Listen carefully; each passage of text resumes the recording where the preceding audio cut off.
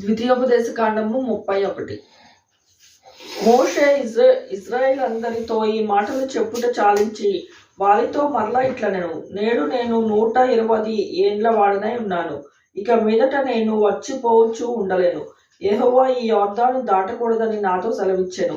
నీ దేవుడైన యెహోవా నీకు ముందుగా దాటిపోయి ఆ జనములను నీ ఎదుట ఉండకుండా నశింపచేయును. నీవు వారి దేశంను స్వాధీనపరచుకుందువు. యెహోవా సెలవిచ్చి ఉండినట్లు యెహోషువ నీ ముందుగా దాటిపోను. యెహోవా నశింపచేసిన అమోరీయుల రాజులైన సీమోనుకును ఓగుకును వారి దేశం నాకు ఏమి చేసెనో ఆ ప్రకారముగానే జనములకు చేయును. నేను మీకు ఆజ్ఞాపించిన దాని అంతటిని బట్టి మీరు వారికి చేయనట్లు యెహోవా నీ చేతికి వారిని అప్పగించును. నిబ్బరము కలిగి ధైర్యముగా ఉండుడి, భయపడకుడి, వారిని చూచి దిగులు పడకుడి. నీతో కూడా వచ్చువాడు నీ దేవుడైన యెహోవా. ఆయన నిన్ను విడువడు, నిన్నెడబాయడు. మరియు మోషే యెహోషువను పిలిచి, నీవు నిబ్బరము కలిగి ధైర్యంగా ఉండుము. యెహోవా ఈ ప్రజలకిచ్చు వారి పితరులతో ప్రమాణము చేసిన దేశమునకు నీవు వారితో కూడా పోయి దానిని వారికి స్వాధీనపరచవలెను. నీ ముందర నడుచువాడు యెహోవా, ఆయన నీకు తోడయుండును. ఆయన నిన్ను విడువడు, నిన్ను ఎడబాయడు. భయపడకుము, విస్మయమందకమని ఇజ్రాయేల్ అందరి ఎదుట అతనితో చెప్పాడు. మోషే ధర్మశాస్త్రమును వ్రాసి యెహోవా నిబంధన మందసమును మోయుకు యాజకులైన లేవీయులకును ఇజ్రాయేల్ పెద్దలందరికీ దానిని అప్పగించి వారితో ఇట్లెను, ప్రతి 7వ సంవత్సరమున అనగా నియమించబడిన గడువు సంవత్సరమున నీ దేవుడైన యెహోవా ఏర్పరచుకొనిన స్థలమందు ఇజ్రాయేల్ అందరూ ఆయన సన్నిధిని కనపడి వర్ణశాలల పండుగను ఆచరించినప్పుడు ఇజ్రాయేల్ అందరి ఎదుట ఈ ధర్మశాస్త్రమును ప్రకటించి వారికి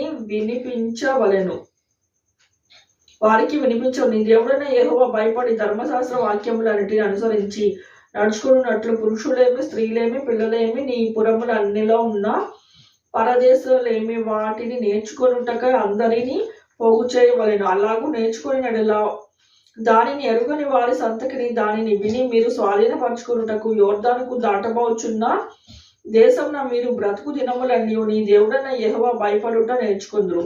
మరియు యెహోవా చూడుము, నీ మరణ దినములు సమీపించెను.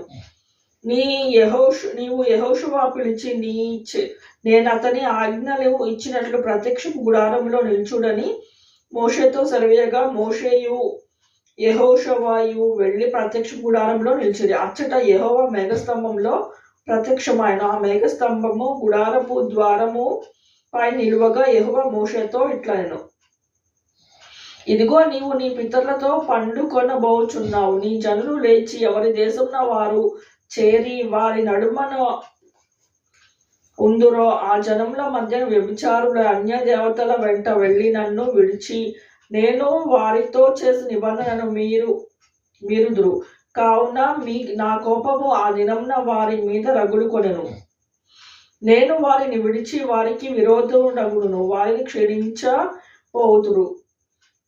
విస్తారమైన కీడులు ఆపదలు వారిని ప్రాప్తించును. ఆ దినమున వారు మన దేవుడు మధ్య ఉండకపోయినందున కదా ఈ కీడులు మనకు ప్రాప్తించను అనుకొందురు. వారు అన్య దేవతల తట్టు తిరిగి చేసిన కీడంతను బట్టి ఆ దినమున నేను నిశ్చయంగా వారికి విరోధమగును. కాబట్టి మీరు కీర్తన వ్రాసి ఇజ్రాయేళ్లకు నేర్పుడు. ఆ కీర్తన ఇజ్రాయేళ్ల మీద నాకు స్వాస్థ్యముగా ఉండినట్లు దానిని వారికి కంఠపాఠంగా చేయించుము. నేను వారి పితరులతో ప్రమాణం చేసినట్లు పాలు తేనెలు ప్రవహించు దేశంలో వారిని ప్రవేశపెట్టిన తర్వాత వారు విని తాగి తృప్తి పొంది కొవ్విన వారే అన్యదేవతల తట్టి తిరిగి వాటిని పూజించి నన్ను తృణీకరించి నా నిబంధనను మీరుదురు.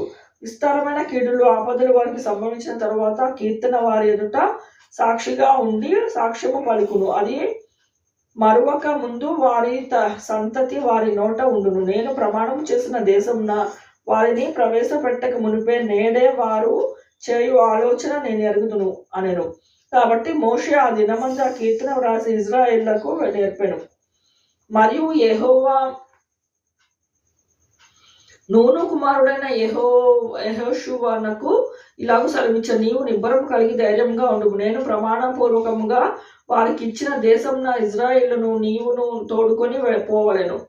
నేను నీకు తోడైదును. ధర్మశాస్త్రములు వాక్యములు మోషే గ్రంథమంతా సొంతముగా వ్రాయుట ముగించిన తరువాత మోషే యెహోవా నిబంధన మందసమును మోయు లేవీయులను చూచి ఆజ్ఞాపించినదేమనగా, మీరు ధర్మశాస్త్రమును గ్రంథమును తీసుకొని నీ దేవుడైన యెహోవా నిబంధన మందసమును ప్రక్కన ఉంచుడి. అది అక్కడ నీ మీద స్వాస్థ్యముగా ఉండును. తిరుగుబాటును నీ మూర్ఖత్వమును నేను ఎరుగుదును. నేడు నేను ఇంకా సజీవుడనై మీతో ఉండగానే ఇదిగో మీరు యెహోవా మీద తిరుగుబాటు చేసిరి. నేను చనిపోయిన తర్వాత వారి నిశ్చయముగా తిరుగుబాటు చేదురు కదా. మీ గోత్రముల పెద్దలందరినీ మీ నాయకులను నా యొద్దకు పోగు చేయడు. ఆకాశమును భూమిని వారి మీద సాక్షులుగా పెట్టి నేను ఈ మాటలను విని వారి వినికిడిలో చెప్పెదను. ఏలనగా నేను మరణమైన తరువాత మీరు బొత్తిగా చెడిపోయి నేను మీకు ఆజ్ఞాపించిన మార్గంలో తప్పుదురనియు ఆ దినంలో